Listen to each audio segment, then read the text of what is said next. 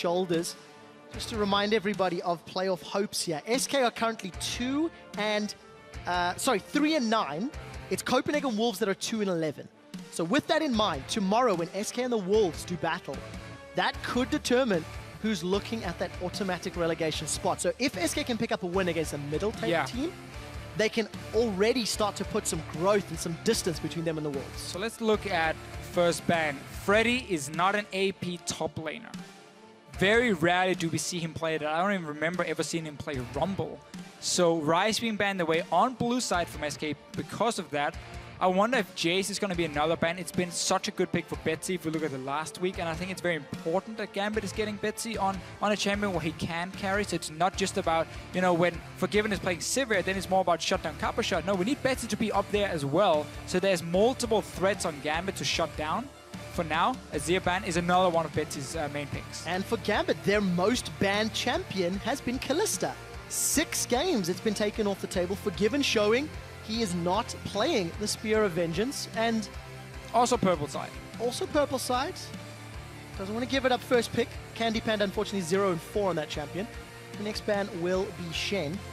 But it is interesting because regardless of sides, Forgiven is not playing the champion. No, when everybody else in the world haven't seen him. He's been picking up more though of these like utility picks like this Sivir. That's something we have to give him credit for, and he talked about it last week after one of the wins, how it's no longer just about individual players like Forgiven being a big carry like it was on SK. No, it's a team effort. They go down together, and that's a great change for him. We see SK Gaming even respecting the Sivir pick, so they banned it away this time. Clearly have, see what first pick they would want now that we have no jungle bans so far. Alistar could be an option for SK. Lulu ban from Gambit if they wanted to. It's been banned a couple times against SK in the past, and they also put high priority when it was available to help pick up some of those wins. The only wins that SK have secured. So Gambit is trying to bait a Gragas first pick here from SK, and that's not necessarily a bad thing for SK to take that Gragas, but Diamond does like to play Nidalee, even though it's not always been too impressive. I'm not a fan. And you can play Nidalee fairly well into a Gragas. Early game, you can match him really well. You might even be able to beat him. Also, the Runeglaive change is something that has kind of given Nidalee a few more options in how she can play, now that she has a bit more auto attack threat with the Sheen proc, or the Runeglaive proc as it is. However, SK clearly thinking this one out. I mean, there's a lot of smiles. Yeah. If there's one thing I'm noticing in contrast to the two teams, everybody on SK side has got massive grins. Okay. And gonna surprise, I think, both of us with a first pick Ezreal. So that's a flex as well. It is a flex pick. For me, if you want to first pick Ezreal, you need to be ready to swap it to AD carry. In case the other team is now drafting a massive heavy engage composition to shut down his Ezreal, then you have to be able to swap him to the AD carry role and then run a more standard mid laner, which does not get as affected by hard engage as a poke champion like Ezreal here. Sadly for SK, they banned Azir themselves. He is one of the quick turnarounds you can do because Azir does really well into like heavy engage. So you then swap the Ezreal to AD carry, you pick the Azir, and you're like, haha, fooled you. But that's not an option you for make SK. It sound so easy to fish here. In this game, let's see Gambit. You see the potential AP Ezreal. You have to think engage, engage, engage. Or do we want to try and match the poke in terms of Corki Jace, which are the two options open for Gambit? You do need to be careful though about going late game, because we know what Runeglaive Ezreal can do once he reaches that 3-4 item spike. May not be Runeglaive if Jace gets locked in. Yeah, it's another one. Fox has played Jace, had a decent performance when 8-5 and 4 despite it being a loss. But we'll touch on what they decide to lock in a moment or two. This will be another Corki game for Forgiven, his 5th of the split. 3 wins and a loss. And we just talked about this Nidalee. I thought it obviously was going to be for Diamond, and then with SK potentially first picking the Gragas, which is what Gambit were trying to bait before. We have seen Echo full tank, obviously from Svenskeren a few times. Been fairly effective, honestly, for him. And I wonder if this Nautilus, I mean, obviously, again, it's a flex pick, can go and raid it, but I could see it as a Freddy champion as well. Massive tank in the top lane. It is the style he likes to play. And we have seen Echo played by Svenskeren as well as Fox. So SK are keeping all of their cards kept close to their chest. because they have the option to put every single one of those champions in multiple roles. So how does Gambit decide? They now need to decide what team comp they want to run. Yeah. And just hope for the best in terms of what SK is going to eventually swap out. If I'm Gambit, I feel like I can somewhat predict at least where the Echo is going to go. I'm not, and again, Freddy is not an AP top laner. And we haven't seen Echo mid lane very often because of the fact that, yeah, okay, sure, they played it once, but now we have to remember he's been nerfed a little bit, and he's just been a very effective jungle pick because you can just go full tank. So I would say if I'm Gambit, like, that's going to be an Echo jungle. I'm going to say it's going to be a Nautilus support as well, and Freddy maybe wants a bit more of a split pushing pick for himself in the top lane. That's if I'm Gambit and I'm trying to predict where these picks are going to go. And you see for them, they're saying, we want to make sure we have some backline threat against your potential poke composition. And that's why they're locking in a Yasuo. This is a blind pick, though. And I'm not really the biggest fan of it right here. I want to see more of what SK is doing, and then I would have it as a last pick for them.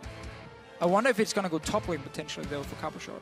Maybe Gambit's been scrimming Giants. It was banned once against them as well, but we were like, huh, Why Yasuo? surprising ban. But now they get to lock it in. So let's see if it is a flex pick for Gambit or not. And we have seen Yasuo into Nars. If that is a counter in Europe, as it is in other regions, it also reduces one more champion from Freddy's pool, his second most played, we should point out. To see what they decide to lock in. It looks like it's going to be Nautilus top. If this Victor and Lulu get locked in, because we expect that Lulu to be in Inzrator's hands. So if I was Gambit, I would have predicted wrong with the Nautilus at least.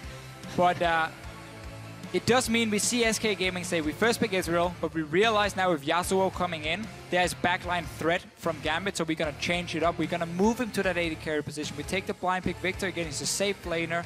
He can perform really well in most compositions off of that guaranteed wave clear as well, which is what you need when you have like an Ezreal AD carry. So SK Gaming just changing around a little bit in terms of, or looking at what Gambit is building. And I want to see if Cabochard wants this Yasuo top then into a Nautilus. It's not a matchup I've seen a lot of. I've never seen. I was going to say, I've not seen it at all. I'm not worried to say that in the slightest. In the game of pick and ban roulette. It's all mind games right now.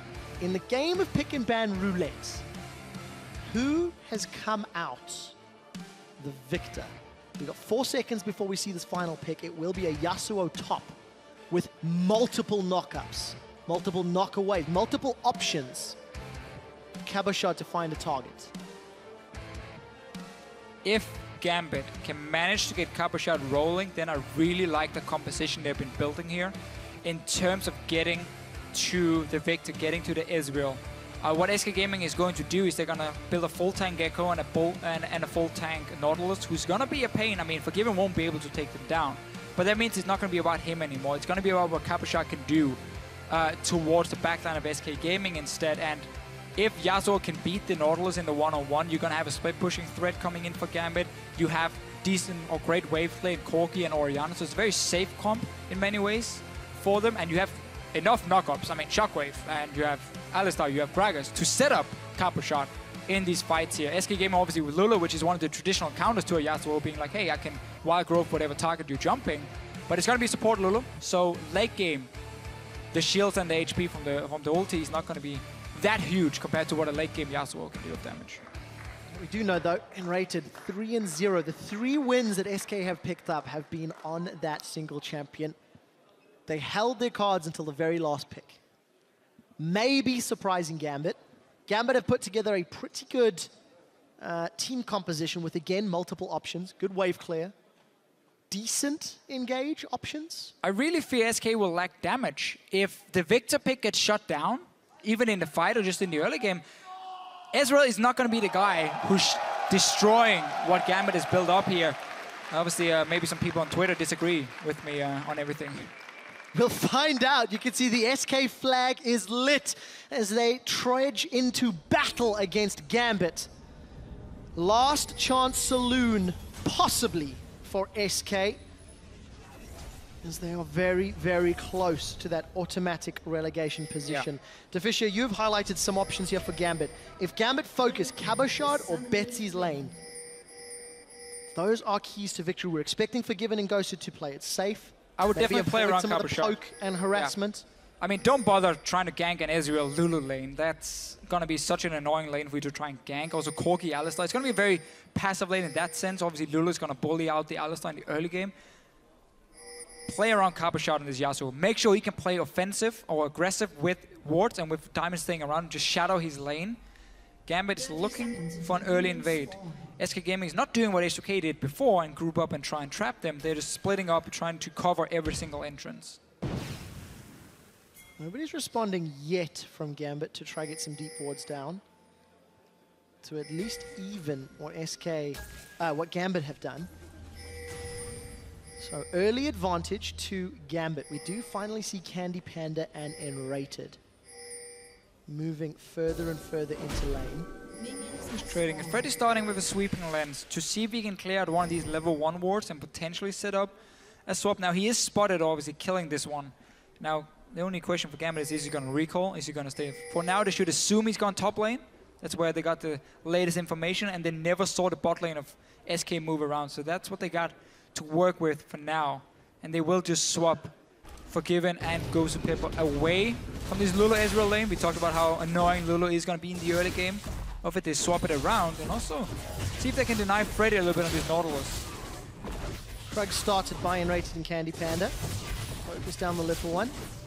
I'll talk so much about this champion. You can see the stats on your screen. There's Forgiven and Gosu. They will secure their Krugs and move their way into lane. So Freddy's got a little bit of an early push. Enrated and Candy currently no opposition. Cabashard's currently was holding Diamond Prox's hands until he's just recalled. So Freddy will always try and get an early push in his lanes, even if it's a 1v2 situation. He wants a bit of farm, and then because we had to change quite a while ago with the XP range of minions, he always stays and he tries to soak up XP for himself. Sven and Diamond are going to find each other. Sven decided to start on the weak side. Did Grump, then did Blue Buff. Gambit did not invade, despite having the lane top. They took their own camp, so wanted to secure a buff and potentially be ready if SK had swapped the dual lane top as well. So for now, Sven will get 3 buffs, seeing as they should be able to secure the blue buff of Gambit as well, because he was starting on that weak side and no invade from Gambit. So we do see Cabashard, he's moved up to that top lane. The wave has been pushed all the way to Freddy's tower. Freddy holding on to his teleport in base, and Candy Panda's trying to push out bottom. So I just want to talk a little bit about what we see here. There's been a slight change in how a lot of teams play the lane swaps. Now it's the top laner who's sitting with the dual lane to kill the tower, while the jungler is still moving around the map and farming for himself. So he's going to be stronger due to this. You even see Diamond is recalling now because there's no real camps for him to take. And then what you do is once you kill the tower, you just leave the lane for your top laner, and you also give him, in this case because you have a Yasuo, you give him full gold from the tower. That's what I would like to see from Gambit. So Forgiven and Ghost Paper will then move away and let Cabashard finish off the tower, get the full gold for himself. You can see it right here. And then Ghost Paper walks back in. So they might just want to share it. I like it when you just give it to the top laner. Gives him a small advantage. And he is on a Yasuo who needs to snowball. So first tower secured in favor of Gambit. This is in fact their 8th first tower in 13 games. And with SK having the numbers advantage down bottom for the time being, we'll see if they want to go for a dragon. SK have definitely been incredibly impressive with their dragons. Coming into the week, they had 36, the second most in the entire league. But they're second last on the ladder. So having those dragons hasn't necessarily helped convert to wins, as we highlighted in our pregame. Yeah, always gotta get number 5 to get the real impact for SK. Also because they don't run these poke compositions very often, which can benefit from some of the buffs on the way to number 5 for dragons. Meanwhile though, because SK Gaming had a different strategy in the lane swap, it was just Lulu Ezreal taking down bot tower alone. It has meant that Freddy hasn't really picked up any farm. He got the first few minions, and then he's kind of been denied. He's not been down pushing in the bottom lane. He's not really been double junking too much with Svenska either. So he is going to be behind now because Cabashard got the wave up top once the tower went down. And now there's going to be a big wave pushing down. That's an opening for Sven though to go and gank him. Now that he's pushed so far up and you have a Nautilus to set it up. We'll see whether or not Sven's early damage will be enough. There's sure as heck enough CC from Freddy. Down a lot of CS, but a lot of minions to farm. And we did see Sven getting gifted from camp. Phase dive over. We are going to see the wind wall come out. That means the dredge line is blocked, and Cabochard continues to put the damage down onto Sven. Parallel Convergence will not find a stun. The big body barrel slam will. Cabochard dashes once, dashes twice, finds first blood, and gets himself a blue buff for a moment. Gets a knock up onto Freddy. He's staying alive. Freddy should go down. 1 or 2 more hits. Freddy's gonna dredge line to safety.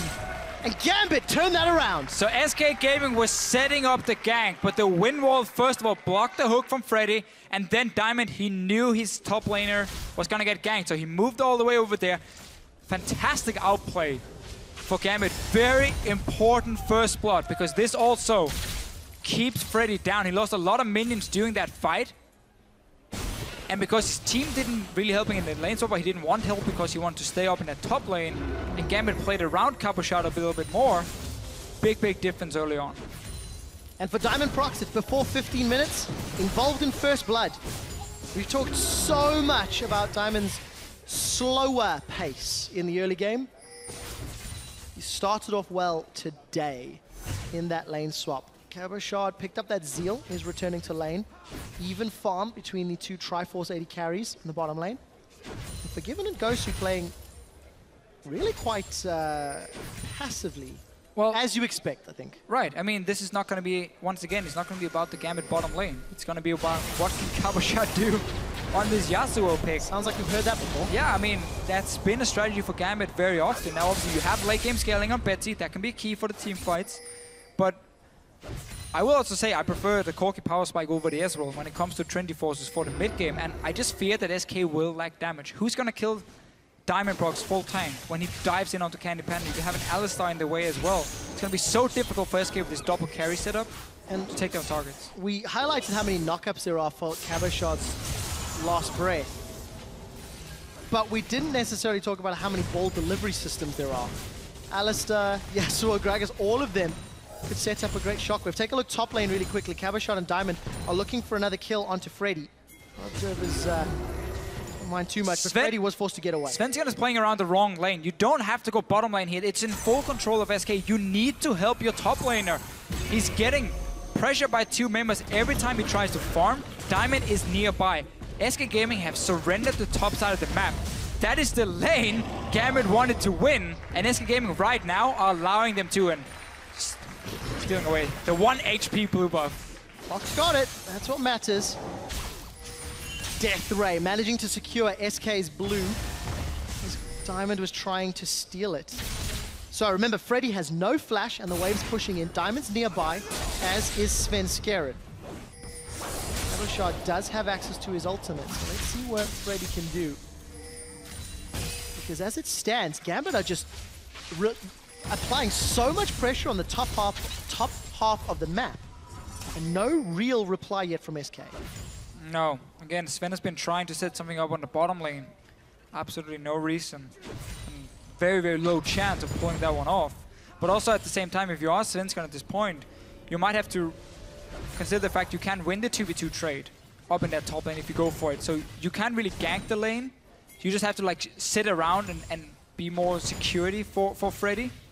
Because Cabochard is just pushing it down over and over and over, and you know Diamond Prox is staying around. Something we do want to talk about as we're about to hit 10 minutes to Fisher is the fact that Gambit are a team that rarely put themselves into lane swaps. Of their 12 games leading up to this, only 3 had actually been lane swaps, and their averages across those games was to be down around 1,000 gold, right? Regardless of who initiated it. This seems to be the opposite. Very clear that Gambit have been practicing these lane swap, because again, this is the new addition we have seen in other regions as well, where we have the top lane and jungler starting together. They do 2 camps, so they both get level 2. The jungler doesn't have to invest that much or that many potions as well. And then you just send the top lane in to push with the dual lane, and your jungler stays, and he can just keep farming, because you don't need him. You don't need 4 members to rush down the tower. And it just meant that Cabochard had a great lane to pick up after. He's been using it also with the fact that Diamond Prox could counter gank that lane that was being pushed in. As we've said, 10 minutes is clocked over. About 1,500 gold in the lead for Gambit. They have a CS advantage in every single lane. Even support. Albeit small ones. I'm going to let the Relic shield. I mean, it's great last hitting. Look at this last hit he's gonna. There's no stack for Gosu. Ah, Eddie. whatever. Fish, I thought you used to play this role. Pay attention, man. I'm playing AD carry now. Great AD carry player. Is that working out for you? No, my champion pool is horrible. I can You just play Sivir? I can play Sivir, Yeah. then I try to play Lucian, but I'm lose all the time because Lucian is not very good right now. So ban Sivir against Officio if you see him in solo queue. Right.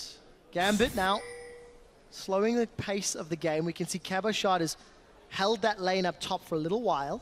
And Sven, we mentioned in Picks and Bans how if Sven was able to disrupt Gambit's chances, maybe he could work out. Going to look for an engage. Parallel convergence. This might be a stun, and it catches Betsy out. The Chaos Storm will burn Betsy down. And the Shockwave didn't finish the animation. Great combo. Yeah, great combo here from Svenskeren, landing the stun and then of course just burning down Orianna. Look at the bottom side of the map here.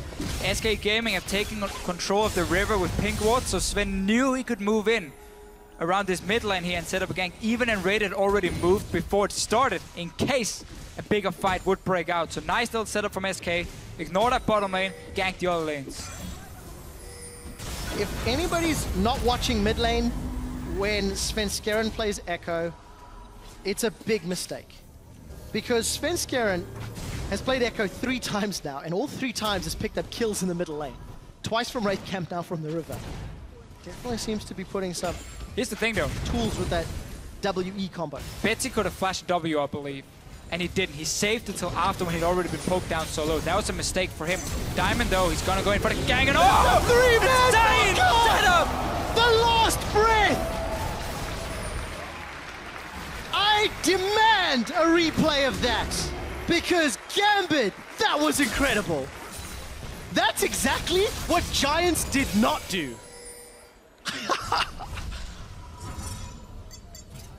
Man, that was insane. I love that play so much. Caboshard Diamond roaming down. Revenge for killing Betsy.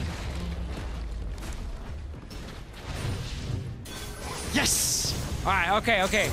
Diamond, flash burst time, and goes to Pepper. 3-man ulti from Caboshard as well. I mean, you rarely get this great of a setup. And you even blocked the ulti from Candy Panda. I've not seen anything else that is deserving of an LCS big play other than that. Gambit, they did manage to take the tower, and now they need to defend. At 13 minutes, they've got themselves 4,000 gold in the lead. Caboshard has teleport available and is pushing the inner turret in the top lane once more. Great play from Gambit, and we talked about this, we talked about lane swaps. The lanes reset, and a well-timed roam with the minion wave allowed that dive to happen. And these kind of plays are so much easier for Gambit to set up in this game because they've been winning this top lane, and Caboshard has just been pushing it down over and over, and suddenly the route he has to take from the tier 2 tower and top down into the mid lane is so short for him. It's been warded up most of the time. He just walked in there with Diamond. So you set up these tower dives where SK, I mean, it's such an impossible situation because you might expect the dive to come, but if you leave your tower, you just might even end up giving up that tower to Gambit for nothing. But you can't really stay either because you know there's this risk of a potential dive coming. And that's how teams are able to simply shrink down your own minimap. And they give you such a small map to play on, where if you move too far out to even just your own tier 1 tower, you might just be at risk of dying because you've been losing one of the side lanes, and it opens up for these roams and these dives, and which teams are getting better and better at executing. Exceptionally so from Gambit. They continue to demonstrate growth in the summer split. With most games we watch from Gambit, it is a slow and steady climb to looking like a better team. Last week, their systematic shutdown of Copenhagen Wolves in their lane swap, also to get Caboshard ahead on his Fizz, was well executed, regardless of the fact that it was against a struggling team. SK have not had the same struggles that Copenhagen Wolves have had, yet they are still down at the bottom of the table, and Gambit, again, off to a great start. We did catch a quick glimpse of Forgiven killing the Crab. He's got that Trinity Force already versus a Sheen and a Phage. So item advantage if Gambit can find another team fight. And there's a lot of grouping taking place. Forgiven's miles away. It was also just about Caboshard getting one-on-one lane. He's going in on Freddy. Last breath is up. Freddy's going to throw down the mine. Not going to get knocked up by depth charge. Look at the rest of the team, though. Everybody's converging. Forgiven is not here. Svenskeren got knocked up, and Gosu Pepper is going to get stunned by the parallel convergence. SK's in the retreat. Svenskeren gets caught out. Going to chrono break back, but it will not be enough. 2-0 to Cabochard. I really want to highlight how Gambit is very clearly pre-planning these all-ins for Cabochard. As soon as he jumped on Freddy, 3 members from Gambit went from the mid lane and started moving down bottom lane. Diamond was there first, then 2 other guys followed after. And SK Gaming are fighting in a disadvantage. They don't have Trinity Force complete on Candy Panda. He's out of mana as well. There's just no damage for them. So Gambit are happy taking these fights. They're happy saying, okay, we're gonna all in. If you chase them down, we're gonna follow you. And that's in our favor every single time at this point. If you use your AD carry to zone out a Victor, main damage source for SK, do that every time. Gambit will be securing the 3rd tower of the game. There's no one from SK to defend. And just very, very good play coming out of Gambit. I once again just want to give Diamond some praise and Gambit as a team, because not only are they looking coordinated in a lane swap, which they have limited experience. Diamond was 1-0-2. He had 100% kill participation in 15 minutes. It's not something we've seen. Fox has picked the fight with Cabo, or vice versa, and Fox is going to get dumpstered. Cabochard is so strong. Everything from the early game has been to set him up. He's been using it. Diamond is sitting, ready to help Cabochard as well. Almost all the time. Now he doesn't need him anymore. Now he's a grown man, make his own decisions. Implying he wasn't before? Well, I mean, Diamond was there to help him at least. Babysitter Diamond. That sounds like a Photoshop I'd like to see. Babysitter Diamond wearing a Gragas skin. Gosu Pepper is going to be babysat by Diamond. Pink Ward's getting cleared out. Candy's actually aggressively arcane shift forward, and Freddy's found a dredge line. Gosu's already thrown down that unbreakable will, and will continue to get away. Letalon slows down, and Pulverize does not connect. And Freddy will stay alive. SK remain grouped and begin sieging these outer turrets. Yeah, only have Candy Panda here to really hit the tower. Victor joining in now. It's 5 members from SK. They just used quite a lot on that. That's fine. No, he got it again! Man lost breath! That double kill for Cabochard, and he wants more! He's gonna keep sweeping that blade across! He's gonna find himself another with the help of Gambit! Killing spree shut down by Fox, but it does not matter! An ace for 1! And this time he even set it up himself. He lands the knockup. Cabochard jumps in. Gambit are pulling off some insane combos in this game. And SK Gaming just have 0 answers. They've been behind since the lane swap. Nobody's gonna stop the Yasuo at all. Not even close. And SK Gaming were the team who was like baiting around all these flex pick in the pick and Memphis. Let's see it again. Knock up well. Where's Candy Panda? Let's knock him up 3 guys. Yeah. Everyone else from Gambit is like, yeah, I'm helping, I'm here too. But it's just all about what Cabochard is doing. 10,000 damage has already been dealt to champions by Cabochard. It's more than double the next highest, who is currently Forgiven. 10 kills to 2. We're getting close to 20 minutes. We're getting close to 10,000 gold lead. How much money is Cabochard? God, he's 8,000 gold, 3K ahead of Freddy. And you know what? He's only getting stronger. He doesn't even have Infinity Edge yet. I mean, this is not exactly going to be a lot better for SK in that sense. It's only going to get worse and worse and worse. And this is just all praise to Gambit. Gambit played the lane swap, they started it. They ganked for Cabochard, roamed to the mid lane. There's not a lot that SK could have done the way the game played out, because Gambit just took control from very early on. I would have liked to see SK in the lane swap play the same, like mirror what Gambit was doing, where Freddy then would have gone to the bottom lane. He would have gotten the lane from SK and he would get to sit and get equal farm to what the Yasuo was doing, because we mentioned this in Champs, like how much of this game was about can Cabochard get rolling. We talked about it multiple times. That was a way for SK to at least go even in terms of top lanes and then swap them back later and keep denying this Yasuo pick with Lulu and Ezreal. And they didn't do that. They put Freddy on his own and said, you know what, you just go deal with him. We don't want to touch him. And to expand on, you know, Cabochard getting resources and Forgiven getting resources, when you actually look at the percentage gold share that they get for their role, both Cabochard and Forgiven are #1 in the European LCS, which actually leaves Diamond 10th out of 11 for gold share, and Betsy 10th out of 10. So all of the gold and resources have been put into those two.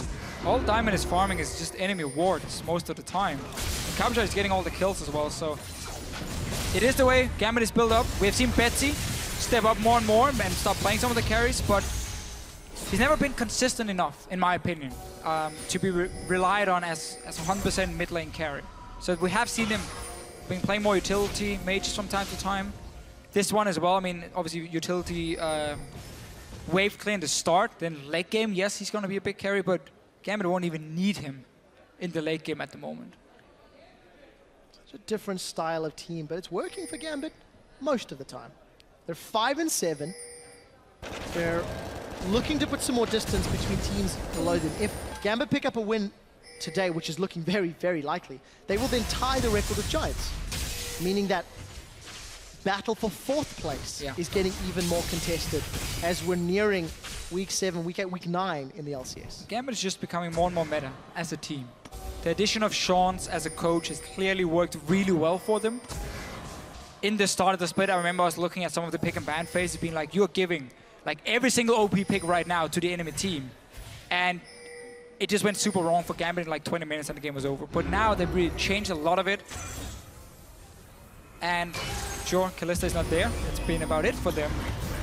We see more and more maybe Forgiven strategies ahead of the curve. Maybe Forgiven knows it'll be nerfed and won't be able to be used by time playoffs rolls around. That's when he laughs at all the people. Cabo wants more. Cabo should get more. Dredge line away. Cabo's going to keep going. A new challenger appears and Fox shuts him down. Cabochard's got a small grin as he realizes he bit off more than he can chew. But you can see Gambit already making a cross-map play because you know there's going to be at least 2 guys trying to kill Cabochard. Top lane tower goes down, and then even though SK got a kill, they lose more. Gambit, another small advantage. That's how you always want to play split, which notice how we had 3 lanes at once pushed down. So once the gank happened, something went down elsewhere. Now it's going to have to be Baron soon because Gambit is running out of outer turrets to kill. And this is a very important game for SK as well. Not only is playoff hopes less and less likely with the loss, but for SK, they're down 0-1 to the Copenhagen Wolves, who are below them. And SK play the Wolves tomorrow. That could determine head-to-heads. We'll expand on this. They're going to have to stop this Baron then, Trevor, if they want to have a chance of winning this game. I don't think they're going to be able to. They're not! Baron has been secured. Cabochard's found Sven Skjern. The Chrono Break will buy some time, but Forgiven, as well as Cabochard, will double team Sven. Baron secured, Dragon secured, 5 towers. Last time I said those lines, it was for SK, and SK ended up losing that game. I don't fear the same fate for Gambit today. They've been playing near perfect in this game. Very, very few things. Gambit didn't make the optimal play. And now, well, let's kill someone. So, Fox gets knocked back into the team. Diamond Prox as well as Gosu Pepper tanking for days. Freddy's on the front line though, and Gambit forced to retreat. He didn't get the damage they wanted on Candy and Fox. Those empowered recalls mean they can rinse and repeat to try again another day. Yeah, wanted to pull off the combo. I think the tower was a little bit in the way. Gozo Paper had to like walk around it after his combo and didn't manage to get a whole lot from the shockwave. Didn't get to see it too closely though. Instead, Gambit can reset it. One mistake, nobody died. You can get a dragon for yourself and you can go back to just split pushing with this Yasuo. Vintage is completed. Cabochard says thank you very much. Got that after his sped up recall. Ah, yeah. In the 2-1 down bottom. Saves the 8 seconds for recalling. Diamond Prox and Gosu on the front lines in the middle.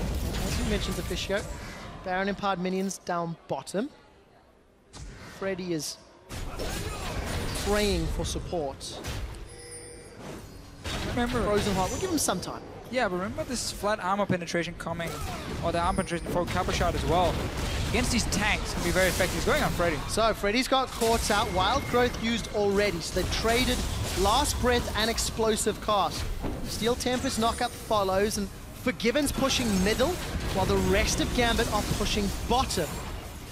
Gambit will continue to farm out the jungle and push up to this middle lane. Forgiven's got a couple hits onto the tower.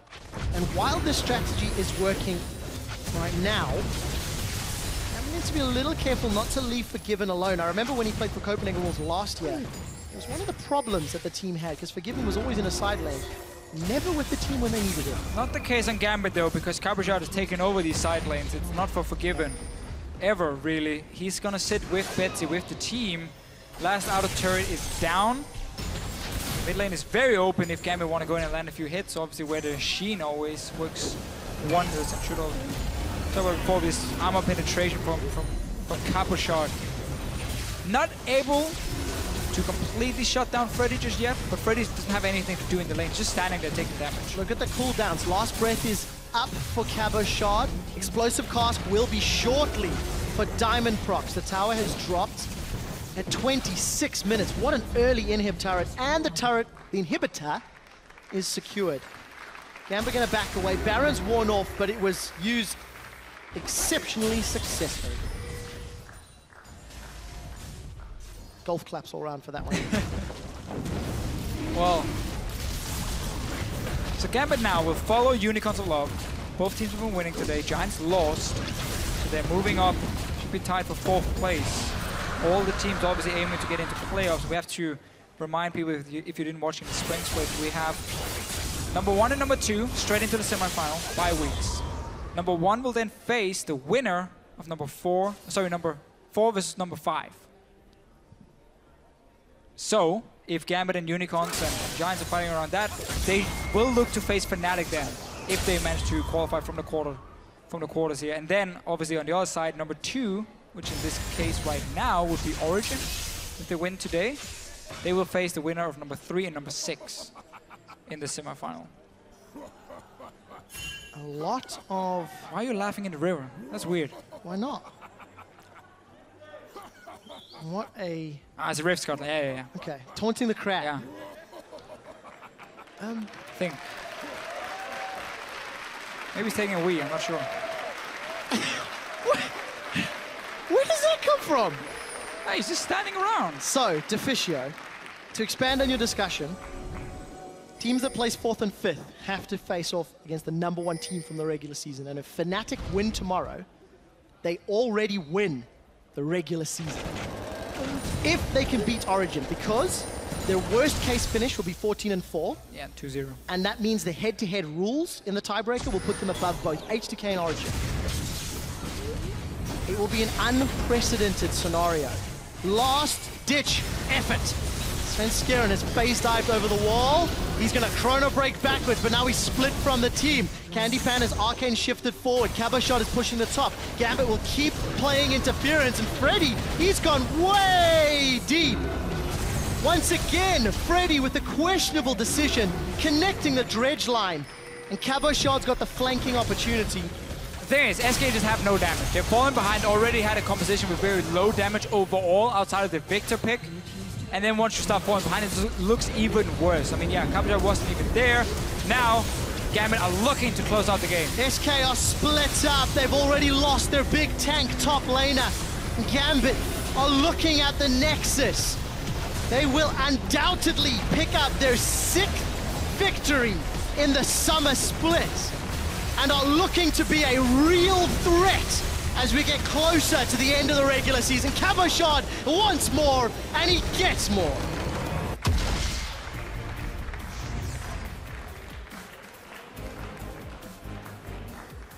Fantastic game. Yeah. 29 minutes, start to finish. 100% under control from Gambit here. Had a few, you know, the Yasuo flex pick coming in. SK didn't really know where it was going to go before the last pick, but also SK Gaming likes to run these comps here with double tank and then double carries. I don't feel like Ezreal can fit into that comp really well, because again, he's too low of a damage dealer for most of the game, and it becomes very, very easy for other teams to then target the one guy, which is now in this case a Victor. And at the same time, Freddy, it's hard for him to have the impact he wants to if he's not on a split pushing champ. That's why I expected him to swap the Nautilus to support and then try and get some sort of split pusher for Freddy. That's where he normally really shines. I just feel like they got outdrafted by Gambit and outplayed. What a statement. Gambit outdrafted their opponents. It's been a couple of weeks in the making, but again, earlier today we talked about teams and strength of schedule and who has the opportunity to surprise getting closer to playoffs. And Gambit are one of those teams that, unlike Giants and UOL, you feel are growing at a more standardized rate. I don't think they have the same highs that we've seen from Giants, you know, pushing Fnatic to the limits, which Gambit also did, but not as impressively. But I do feel like they are going to be one of the strongest contenders for that upper to middle bracket. Among the 7 teams fighting to challenge H2K, Origin, and Fnatic, of course, even though right now nobody really wants to deal with Fnatic. But overall, great game from Gambit. Fantastic way to close it out. SK Gaming now tomorrow have a very important game. Yeah, and I think it's very important to note, not only are teams fighting for the shot in the playoffs, but as you highlighted, you're also aiming to place either 3rd, or this is going to sound very weird, or 6th.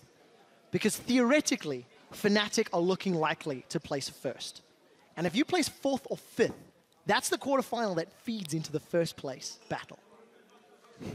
What a difficult challenge. Alternatively, if you have to win, you might as well beat them early, right? Just beat Fnatic in the semifinals and then you just win it, right? Yeah, obviously playing for the points to get at least into the regionals, so you have a chance of making it to Worlds. That's what everybody's playing for. We're going to head over to Pulse on stage for a take.